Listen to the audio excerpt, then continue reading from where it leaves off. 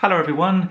In this short video I'm going to explain how to use the word per in English. So first of all I'm going to explain the word itself with a few examples, and then we're going to look at some fixed expressions or common expressions that include the word per, like as per usual and per se.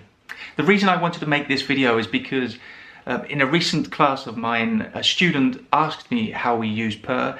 And I always think if one person has a question, then many more probably have the same question. So the first thing you need to know about per is that it's a preposition, and it's from Latin, as you can probably guess. But it's very common in English, and I'm sure you're familiar with it. But what I've noticed is that most non-native English speakers don't use it as much as they could, perhaps. They often use a longer expression when per would be the perfect option. So what does per mean? Well, basically and quite simply, it means for each. For each. So for example, the sentence, the meal cost 20 euros per person, that means the meal cost 20 euros for each person. So each person had to pay 20 euros. That's quite simple and quite clear, right? And another example is the speed limit in town centres is 30 miles per hour. 30 miles per hour. So it's the same idea again, but this time measuring speed or velocity. So for each hour, you will travel 30 miles. So 30 miles for each hour, 30 miles per hour. You can also say 30 miles an hour. It's exactly the same meaning, and we often use an instead of per in this context. So that's perhaps the most common use of per in English, but we also use it in some fixed expressions, like, for example, per capita, which really uses the same meaning of per that we've just looked at for each, but in this case as a fixed expression, and both words are from Latin. So per capita means for each person, each individual in a population.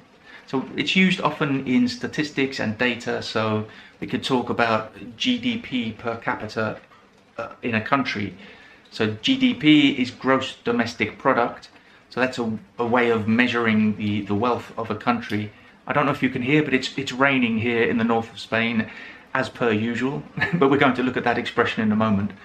But yeah, per capita means for each individual person in a given population.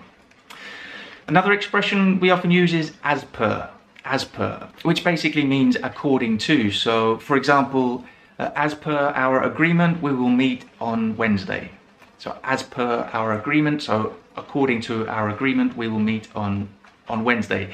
It's quite formal. You wouldn't use it in conversation with a friend, more maybe in written communication or in a contract, but it's quite common in that situation. And that expression I just used a few seconds ago, as per usual, so it's raining in Asturias as per usual, that basically means as usual. So apart from the example of it's raining in Asturias as per usual, you could say John is late as per usual.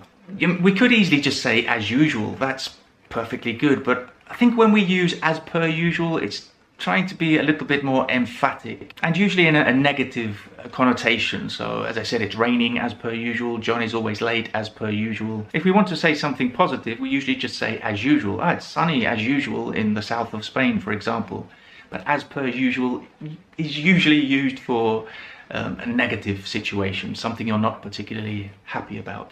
And another very common fixed expression that we use in English with per, which is also from Latin, is per se. Per se. So that's the pronunciation per se. And I know in many other languages you use the same expression, and I think, as far as I know, it has the same meaning, as I said, because it's from Latin. But it means in itself or as such. So, for example, you could say, I'm not an expert in cryptocurrency per se, but I recommend you withdraw all your money now. Okay, so I'm not an expert exactly. In my case, I'm not an expert at all, but somebody may use that, may use per se in that context. And one more thing I should mention before we finish, be careful not to confuse per with per, because they are homophones. Both these words are pronounced exactly the same. And the second one, per, as you may know, is an onomatopoeia, so it represents a sound, and it's the sound that cats make when they're very happy.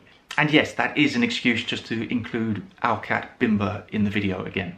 Okay, I'll see you soon for another one.